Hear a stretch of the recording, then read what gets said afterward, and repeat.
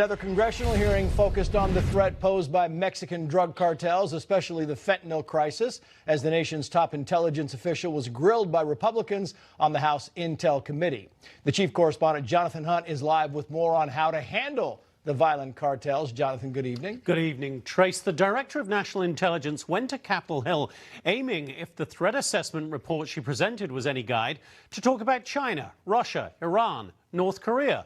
But on the day the bodies of two Americans gunned down in Mexico were brought home to the U.S., Republicans wanted to talk about the southern border, the Mexican drug cartels, and exactly what is being done to stop the deadly smuggling of fentanyl. Jonathan, back to you later. Thank you. And a big question being raised tonight is whether to label the cartels as terrorists. With us now, former DEA Special Operations Director Derek Maltz and criminal defense attorney and federal litigator Vic Bajaj. I want to play this sound, Vic, from former Attorney General Bill Barr. He was on America Reports today.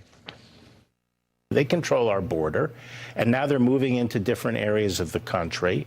They're using gangs that are up here, to do some of their dirty work. I'm concerned that they start using the same terror tactics up here that they do in Mexico. I mean, we know that the cartels are in California selling pot. I mean, it's the sheriff's organizations have confirmed that for us. We can't control them here. How are we going to control them on the other side of the border? It's a great question, and unless you really have your finger on the pulse of what's happening in our federal courts, as I have the fortune of doing, you don't quite understand the impact that fentanyl and these controlled substances have on our communities. We never talked about fentanyl, the F word, I would say 5 years ago. Now we have deaths, murder prosecutions behind fentanyl dealing to young youths and things of that nature. So it is a real problem. Now, to exercise control within Mexico, almost impossible. The corruption in Mexico is part of its fabric. By design or by not design, it's developed into that. Exerting control in the United States should be our number one concern, as Derek astutely points out.